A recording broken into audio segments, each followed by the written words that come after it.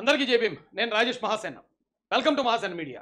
ఈరోజు ఎస్సీ వర్గీకరణ మీద సుప్రీంకోర్టు వారు ఒక తీర్పు వెలువరించారు. దాదాపుగా కొన్ని దశాబ్దాల తర్వాత వర్గీకరణ అమలు చేసుకోవచ్చు, అది రాష్ట్రాలకు అధికారం ఉందని చెప్పి సుప్రీంకోర్టు ఇచ్చిన తీర్పు కొన్ని వర్గాల నుంచి హర్షాతిరేకాలు తెలియజేసేలాగా, మరికొన్ని వర్గాల నుండి ఇది రాజ్యాంగానికి విరుద్ధమైన తీర్పు అని వ్యతిరేకత వ్యక్తం చేసే విధంగా ఒక మిక్స్డ్ ఫీలింగ్ తోటి అయితే ఈ రోజున ఆంధ్రప్రదేశ్లో డిస్కషన్ జరుగుతున్నాయండి. ఇప్పుడు ఒక్కొక్కరికి ఒక్కొక్క రకమైన అభిప్రాయాలు ఉంటాయి. వర్గీకరణని కొంతమంది సమర్థిస్తారు, మరికొంతమంది వ్యతిరేకిస్తారు. అయితే ఫ్యాక్ట్ చెప్పాలంటే తెలుగుదేశం పార్టీ నారా చంద్రబాబు నాయుడు గారు ఎప్పటి నుంచో వర్గీకరణ మీద స్టిక్ ఆన్ అయి నిలబడి ఉన్నాడు. ఆయన మాలల నుంచి వ్యతిరేకత వస్తున్నా, మాలల ఓట్లు తెలుగుదేశం పార్టీకి దూరం అవుతున్నా సరే ఆయన మాత్రం వర్గీకరణ నేను చేస్తాను, నేను మాదిగలకు అనుకూలంగా ఉంటానని ఆయన కొన్ని దశాబ్దాలుగా ఆ మాట మీద నిలబడ్డాడు. ఈ రోజున ఈ కార్యక్రమం ఎక్కడి దాకా రావడానికి చాలా ఎక్కువ శాతం నారా చంద్రబాబు నాయుడు గారి కృషి దీని వెనకతలు ఉందనడంలో ఏమాత్రం సందేహం లేదు. అయితే మాలలు ఆటోమేటిక్గానే వ్యతిరేకిస్తారు. చంద్రబాబు నాయుడు గారికి మాలలు దూరం అవ్వడానికి అతిపెద్ద కారణం ఇదే, వర్గీకరణ అంశమే. అయితే వర్గీకరణ గురించి ఒక్కొక్కరు ఒక రకంగా మాట్లాడతారు. నా అభిప్రాయం చెప్తున్నాను నేను. ఇది మాదిగల తరపున మాట్లాడే వాళ్ళ అభిప్రాయాలు వేరుండొచ్చు, మాలల తరపున మాట్లాడే వాళ్ళ అభిప్రాయాలు వేరుండొచ్చు. బట్ మహాసేన మీడియా ప్రతినిధిగా నా అభిప్రాయం ఈరోజు మీకు తెలియజేస్తాను. దాన్ని బట్టి ఎవరు కంగారు పడకుండా సంయమనం పాటించి ఆలోచించి అడిగేయండి. ఎందుకంటే ఇది మన విజయం, మన వర్గాలు గెలిచాయని కొంతమంది నాయకులు ఈ విజయాన్ని క్లెయిమ్ చేసుకోవడానికి జనాలు రెచ్చగొట్టచ్చు. లేదా ఇది మన ఓటమి, మనం ఓడిపోయాం, మనల్ని మోసం చేసే అన్ని పార్టీలు రండ్రా కబడ్దారని కొంతమంది నాయకులు కొన్ని వర్గాల్ని రెచ్చగొట్టొచ్చు. మీరు ఏదైనా చేయండి, ఏ వాదనకన్నా సపోర్ట్ చేయండి, కానీ ఆలోచించి చేయండి. ఏదైనా ఒక కార్యక్రమం చేసే ముందు ఆలోచించి అడిగేయండి. ఎవరో రెచ్చగొడితేనో, ఎవరో ఇది చేస్తేనో ఎవ్వరూ రెచ్చిపోకండి. మీకు మీరుగా అనిపించి ఇప్పుడు రెచ్చిపోలే మనం అనిపించింది అనుకోండి, రెచ్చిపోండి అంతే. అయ్యా అయితే వర్గీకరణ ఏంటండి? వర్గీకరణ ఎస్సీలు టోటల్గా భారతదేశం మీద దాదాపుగా 23% మంది ఉన్నారండి. 23% జనాభా ఉన్నారు. ఇంకెందుకని ఎక్కువే ఉన్నారు, కానీ ఎందుకని మంది తక్కువే రాశాను. వీళ్ళకి రిజర్వేషన్ శాతం 15%. 23% మంది ఉన్న జనాలకి కేవలం 15% మాత్రమే రిజర్వేషన్. ఇప్పుడు చాలా రోజుల నుంచి మందకృష్ణ మాదిగ గారి ఆధ్వర్యంలో ఒక వర్గం మాకు రిజర్వేషన్లో వర్గీకరణ కావాలి, ఈ రిజర్వేషన్ని వాటాలు పంచండి, ఏది ఈ 15%. ఎంఆర్పిఎస్ డిమాండ్ ఏంటంటే వాటాలు పంచండి. మాలల డిమాండ్ ఏంటంటే 15% అలాగే కంటిన్యూ చేయండి. అంటే దీని అర్థం ఏంటంటే అండి, ఈ ఎంఆర్పిఎస్ డిమాండ్ ప్రకారం ఎస్సీల్లో ముఖ్యంగా మాల, మాదిగ, రెల్లి ఉపకులాలు ఉన్నాయండి. ఈ 3 కులాలకు సంబంధించి 15% రిజర్వేషన్ ఉంది. మాదిగల డిమాండ్ ఏంటంటే ఈ ముగ్గురికి 15% పంచండి. ఒక 1% రెల్లికి ఇవ్వండి, ఓ 8% మాదిగలకి ఇవ్వండి, లేదా 7% మాదిగలకి ఇవ్వండి, ఓ 7% 6% మాలలకి ఇవ్వండి. వాళ్ళ జనాభా నిష్పత్తి ప్రకారం అనేది మాదిగల డిమాండ్. మాలల డిమాండ్ ఏంటంటే ఈ 15% అలాగే ఉంచండి.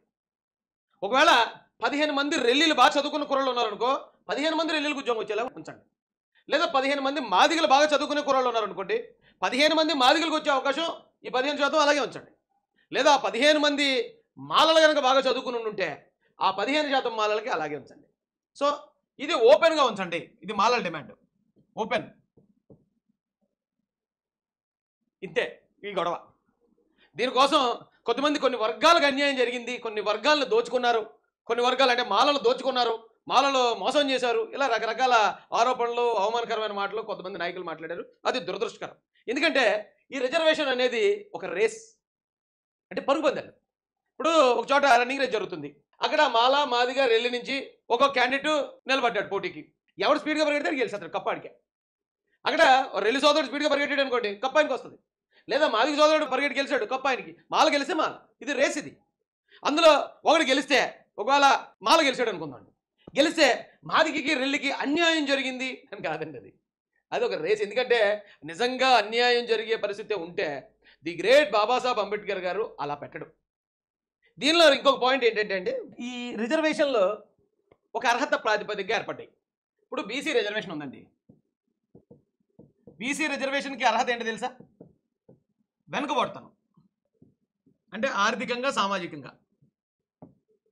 బీసీ రిజర్వేషన్కి అంటే ఒక వ్యక్తి బీసీ రిజర్వేషన్ పొందాలంటే అతను ఆ సమాజంలో ఆర్థికంగాను, సామాజికంగాను వెనకబడి ఉండాలి. వెనకబడి ఉండటానికి ఖచ్చితంగా ఏబిసిడీలు ఉంటాయి. ఎందుకంటే ఇప్పుడు బీసీలో కొన్ని బలమైన కులాలు ఉన్నాయి, కొన్ని బలహీనమైన కులాలు ఉన్నాయి. చాలా జాగ్రత్తగా గమనించండి. అంటే వర్గీకరణ బీసీలకు ఉంది కదా, ఎస్సీలకు ఎందుకు ఉండకూడదు అని ప్రశ్నించే వాళ్ళ కోసం ఇది నేను ఒక చిన్న ఇది ఆల్రెడీ వర్గీకరణ జరిగిపోయింది. దాన్ని తెలుగుదేశం ప్రభుత్వం ఆల్రెడీ మేనిఫెస్టోలో ధైర్యంగా పెట్టేసింది. ఇంప్లిమెంటేషన్ జరుగుతుంది. ఆ ఇంప్లిమెంటేషన్ అప్పుడు కూడా ఎలా జరగాలి ఏంటనేది కూడా నేను మీకు తెలియజేస్తాను. కాబట్టి ఇప్పుడు బీసీ కులాల్లో ఇప్పుడు షెట్టిబల్జులు ఉన్నారు అనుకోండి, కొంచెం బలమైన కులం. యాదవులు ఉన్నారు, బలమైన కులం. దాంతో పోల్చుకుంటే రజకులు ఉన్నారు, కొంచెం బలహీనమైన కులం. సో ఈ కులాల కేటగరైజేషన్లో ఒకరిని ఏలో అంటే బలహీనమైన కులాన్ని, దానికన్నా కొంచెం బలమైన కులాన్ని బిలో, దానికన్నా కొంచెం బలమైన కులాన్ని సి, ఇంకా బలమైన కులాన్ని డి, అలా పెట్టొచ్చు. కానీ ఎస్సీ రిజర్వేషన్కి అర్హత ఏంటనుకుంటున్నారు? వివక్ష, అంటరానితనం, ఇవే అర్హతలు. సో వివక్ష చూపించడంలో, అంటరానితనం చూపించడంలో అంతరాలు అయితే ఉండవండి.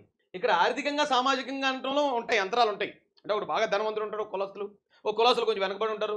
అక్కడ మనం అంతరాల ప్రకారం వాళ్ళని ఏబిసిడీ చేయొచ్చు. కానీ ఇక్కడికి వచ్చేటప్పటికి మాలా మాదిగి రెల్లి వీళ్ళు ఎస్సీలు అన్నప్పుడు అందరి మీద సమానమైన వివక్ష, సమానమైన అంటరానితనం. సో వీటిని ఒకరు ఎక్కువ ఒకరు తక్కువ, మాలల మీద తక్కువ వివక్ష ఉంది, మాదిగల మీద ఎక్కువ వివక్ష ఉంది, ఇంకా రెల్లీల మీద అంతకన్నా ఎక్కువ వివక్ష ఉంది అనేది కేటగరైజేషన్ చేయలేం. కాబట్టి ఈ ఎస్సీ రిజర్వేషన్ని వర్గీకరించడానికి కుదరదని గత కొంతకాలం క్రితం సుప్రీంకోర్టు తోసిపుచ్చింది. ఎందుకంటే వివక్షని మనం కేటగరైజేషన్ చేయలేం. డబ్బుని, ఆర్థిక బలాన్ని, సామాజిక వెనుకబాటుని చేయొచ్చు, కానీ వివక్షను చేయలేం. ఆ కారణంగా అప్పుడు సుప్రీంకోర్టు దీన్ని కొట్టేయడం జరిగింది. సరే, ఇప్పుడు నరేంద్ర మోడీ గారు అనుకూలంగా ఉన్నారు. గతంలో కోర్టులు వేరు, ఇప్పుడు కోర్టులు వేరు. గతంలో కోర్టులు ప్రభుత్వాలకు వ్యతిరేకమైన తీర్పులు ఇచ్చేవి. రాను రాను కాలం మారేటప్పటికి కోర్టులు ప్రభుత్వానికి అనుకూలమైన తీర్పులే అవుతుంది. ప్రభుత్వం ఏదైతే డిసైడ్ చేస్తుందో తీర్పు అదే వస్తుంది. ఇప్పుడు దాన్ని అది ఓపెన్ సీక్రెట్, ఎవరు కాదలేం. కానీ ఇప్పుడు చాలామంది చంద్రబాబు నాయుడు గారి కారణంగా చూపిస్తూ మాలలను రెచ్చగొట్టే ప్రయత్నం చేస్తారు. ఏమంటే చంద్రబాబు నాయుడు గారు దీని మీద, ఈ మాట మీద నిలబడి ఉండడం అనేది వాస్తవమే. ఆయన ఎన్ని అవమానాలు, ఎన్ని తిట్లు, ఎన్నైనా భరించినా సరే, లేదు నేను వర్గీకరణ చేస్తానేమో, ఆయనకే పాయింట్ కనిపించింది అందులో, ఆయన అదే మాట మీద నిలబడి ఉన్నాడు. దాన్ని ఏమి కాదనిలేం మనం. కానీ ఇప్పుడు ఇచ్చిన ఈ తీర్పు ఏదైతే ఉందో, ఈ తీర్పును బట్టి రాష్ట్రాలు వాటి నిర్ణయాధికారం ప్రకారం, దామాషా ప్రకారం, ఇప్పుడు తెలంగాణ, ఆంధ్ర కలిసి ఉన్నప్పుడు మాదిగలు ఎక్కువ మంది ఉండేవారు. సో మాదిగలకి పర్సంటేజ్ ఎక్కువ వస్తారు. కానీ ఇప్పుడు తెలంగాణ వేరు, ఆంధ్ర వేరు అయిపోయింది. ఇప్పుడు ఆంధ్రాకి వచ్చేటప్పటికి మాలలు అధిక శాతం ఉన్నారు. మరి పర్ఫెక్ట్గా కనుక కులగణన చేసి దాన్ని వర్గీకరణ చేస్తే ఇక్కడ మాలలకే అత్యధిక శాతం వాటి వచ్చే అవకాశం ఉంది. అంటే ఇక్కడ మాదిగలకి మరి ఎంతో కొంత అన్యాయం జరుగుతున్నట్టే. ఇప్పుడున్న పరిస్థితుల్లో ఆంధ్రప్రదేశ్లో 15 పోస్టులు, 15 అవకాశాలు మాదిగలకు ఓపెన్లో ఉన్నాయి. తీరా అప్పటికి వచ్చేటప్పటికి అది రిస్ట్రిక్టెడ్ అయిపోద్ది, అది కంజెస్టెడ్ అయిపోద్ది, తగ్గిపోద్ది, వాళ్ళ అవకాశాలు తగ్గిపోతాయి. మరి దీనివల్ల ఎవరికి బెనిఫిట్, ఎవరికి అన్యాయం అంటే దాని గురించి నేను ఎంత ఆలోచించినా నాకు నష్టాలు, అందరికీ నష్టాలు కనిపిస్తాయి. లాభం అయితే మాత్రం నాకు ఎవరికి కనిపించినట్టు అనిపించదండి ఈ విషయంలోని. సరే, ఓకే, ఏదేమైనా సుప్రీంకోర్టు తీర్పుని ఖచ్చితంగా అందరూ ఆహ్వానించి తీరాలి. 7 జడ్జిలు ఉంటే అందులో 6 జడ్జిలు వర్గీకరణ అంశాన్ని సమర్థించారు, ఒక్కరు మాత్రమే వ్యతిరేకించారట. అయితే నాకు ఒకటే బాధ అండి. ఏంటయ్యా నీ బాధ రాజేష్, నువ్వు చెప్పు అనొచ్చు. ఇక్కడ ఆంధ్రప్రదేశ్లో, తెలంగాణలో, అలాగే భారతదేశం మొత్తం మాలా అనే కులం వేరువేరు పేర్లతో చలమణిలో ఉంది. ఆంధ్రప్రదేశ్కి వచ్చేటప్పటికి జగన్మోహన్ రెడ్డి గారు అన్ని కులాలకి అన్ని పథకాలు ఇచ్చారు. ఈవెన్ మా కాపు సోదరులకు కూడా కాపు నేస్తం అని పెట్టాడు. ఓసీల్లో చాలా కులాలు ఉన్నాయి, కానీ ప్రత్యేకంగా కాపులు వెనకబడి ఉన్నారనే ఉద్దేశంతో కాపులు కూడా కాపు నేస్తం అని పేరు పెట్టారు. ఇప్పుడు ఈ వర్గీకరణ అంశం తెర మీదకి వచ్చాక మాదిగలు ఎప్పటి నుంచో దీని మీద పోరాడుతున్నారు. కాబట్టి మాదిగల కోసం వర్గీకరణ అంశాన్ని చాలా పార్టీలు, ఈవెన్ మోడీ చెప్పాడు వర్గీకరణ చేస్తానని, రాహుల్ గాంధీ గారు కూడా చెప్పే ఉంటారు. ఎందుకంటే ఇప్పుడు రేవంత్ రెడ్డి గారు చప్పట్లు కొట్టి ఎస్ నేను దీన్ని ఇమీడియట్గా అమలు చేస్తానండి అంటే కాంగ్రెస్ పార్టీ చెప్పింది, టీఆర్ఎస్, తెలుగుదేశం పార్టీ, ఇలా అన్ని పార్టీలు అంగీకారమే. ఇప్పుడు సుప్రీంకోర్టు కూడా సపోర్ట్ చేసింది. కానీ ఒకటి మాత్రం గుర్తుపెట్టుకోవాలండి, మాదిగ సోదరులు మాత్రం ఈ వర్గీకరణ అంశంకి మాదిగలకి వెన్నుదన్నుగా నిలబడిన వ్యక్తి మాత్రం నారా చంద్రబాబు నాయుడు గారే. దానివల్ల చాలామంది మాలల వ్యతిరేకత కూడా ఆయన మూటగట్టుకున్నాడు. ఆయన భరించి కూడా ఆయన నిలబడ్డాడు అదే ఒకే ఒక మాట మీద. ఇప్పుడున్న పరిస్థితులకి ఈ మాల అనే కులం ఇప్పుడు 15% అవకాశాలు ఉన్నాయి. ఇప్పుడు అవకాశాలు తగ్గిపోయే పరిస్థితి ఉంది. చాలా కులాలకు విడివిడిగా పథకాలు ప్రకటించిన జగన్మోహన్ రెడ్డి, ఎందుకు నేను జగన్మోహన్ రెడ్డిని చెప్తున్నానంటే అండి, మాలలకి చంద్రబాబు నాయుడు గారు ద్రోహం చేశారు, చంద్రబాబు నాయుడు గారు వర్గీకరణ అన్నారు, కాబట్టి మాలలందరూ మావైపోయారండి, మాకే ఓట్లేయండి అని మోసం చేసిన వ్యక్తి జగన్మోహన్ రెడ్డి. సరే, జగన్మోహన్ రెడ్డికి ఓటేశారు మాలలు. అప్పుడు మాలలు ఓటేసినప్పుడు కార్పొరేషన్ని 3 కార్పొరేషన్లుగా వర్గీకరణ చేశాడు అతను. రెల్లి, మాదిగ, మాల 3 అంటే మొట్టమొదట ఆయన చేద్దామనుకున్న వర్గీకరణ, అంటే ఆయన చేసే వర్గీకరణలో లబ్ధి చేకూరదు జనాలకు, అంటే ₹1 కూడా ఇవ్వలేదు, 3గా వర్గీకరించాడు. మాలల ఓట్లు గంపగొత్తగా పొందాడు అతను 2019లో. మాలల కోసం కనీసం ఒక్క పథకం కూడా బాగా మాలలతో పోల్చుకుంటే ఆర్థికంగా సామాజికంగా చాలా బలవంతులైన కాపు సోదరుల కోసం కాపు నేస్తం ఇచ్చాడు. కానీ బీసీ వర్గాల్లో కూడా ఇంకా చాలామందికి ప్రత్యేకమైన పథకాలు ఇచ్చాడు ఆయన. అవన్నీ నేనేమి ఇప్పుడు ఉటంకించను కానీ. కానీ మాలల కోసం మాత్రం మాల లోటులతో నెగ్గిన జగన్మోహన్ రెడ్డి కూడా ఒక్క పథకం కూడా ఇవ్వకపోవడం దురదృష్టకరం అండి. మాలల్లో చాలా కులాలతో పోల్చుకుంటే చాలా వెనుకబాటు ఉంది. కష్టపడి చదువుకునే పిల్లలు ఉన్నారు, కష్టపడి పనిచేసే పిల్లలు ఉన్నారు. కానీ వాళ్ళని కులం పేరుతో చిన్న చూపు చూడటం. ఇప్పుడు ఎస్సీలు అన్నామండి, ముగ్గురు ఎస్సీల్లో ఉన్న మాల మాదిగారు వెళ్ళి వీళ్ళు కొంతమంది అంటారు రిజర్వేషన్లు, ఇంకా రిజర్వేషన్లు ఏంటి, ఇంకా ఇదేంటి అని. ఈ రిజర్వేషన్లు అనేవి కూడా లేకపోతే నిజంగా ఇప్పటికి ఇంకా మేము మూతుకు ముంత ముట్టుకు తట్టకు కట్టుకుని ఉందండి. ఎందుకు చెప్తానంటే ఒక ఊర్లో 3 హోటల్స్ ఉన్నాయి అనుకోండి ఎగ్జాంపుల్. ఒక ఓసీ సోదరుడు, ఒక బీసీ సోదరుడు, ఒక ఎస్సీ సోదరుడు, 3 హోటళ్ళు ఉన్నాయి. ఎక్కడి నుంచైనా వచ్చినప్పుడు మీరు జనరల్గానే ఆ ముగ్గురు కులాలు మీకు తెలిస్తే మీరు ఆ ఎస్సీ సోదరుడు పెట్టుకున్న ఆ హోటల్కి వెళ్ళరు. మీరంటే మన సబ్స్క్రైబర్లు అంటలే, కానీ జనరలైజ్ చేసి చెప్తాను నేను. ఒక కాంట్రాక్టర్లు, ముగ్గురు కాంట్రాక్టర్లు ఉన్నారు, ఓసీ నుంచి, బీసీ నుంచి, ఎస్సీ నుంచి. ఏదైనా కాంట్రాక్ట్ రావాలంటే ఆ ఎస్సీ సోదరుడికి రాదండి. ఒక వ్యాపారం, ఒక మ్యానుఫ్యాక్చరింగ్ యూనిట్ ఎస్సీది ఉంది, బీసీది ఉంది, ఓసీది ఉంది. ఆ ఎస్సీ మ్యానుఫ్యాక్చరింగ్ యూనిట్ దగ్గర ఎవరు కొనరండి. అంటే సమాజంలో ఇప్పటికి ఇంకా అంటరానితనం ఆ స్థాయిలో మూతికి ముంత ముడ్డుకు తాటాకు స్థాయిలో ఉందని అంటలేదు. కానీ ఎదిగేటప్పుడు మాత్రం, ఎదిగేవాడు మాత్రం ఖచ్చితంగా వివక్ష ఇప్పటికీ ఫేస్ చేస్తున్నాడు. దానిలో ముఖ్యంగా ప్రభుత్వం చేత ఆల్మోస్ట్ చిన్నచూపు చూడబడుతున్న మాలకులు వస్తాయి. అయితే దానికి ఒక అంత కారణం మాలల్లో కూడా ఉంది, మాల నాయకత్వంలో. ఈ మాలాస్కు సంబంధించిన నాయకులు ఎప్పుడూ ఒక మాట మీద ఉండరు. ఒకటి ఎడ్డమంటే మరొకటి తెడ్డమంటాడు, ఒకటి ఆ పార్టీ అంటే ఇంకోటి ఈ పార్టీ అంటాడు. ఏ పార్టీకి అనుకూలంగా ఉండరు పూర్తిగా.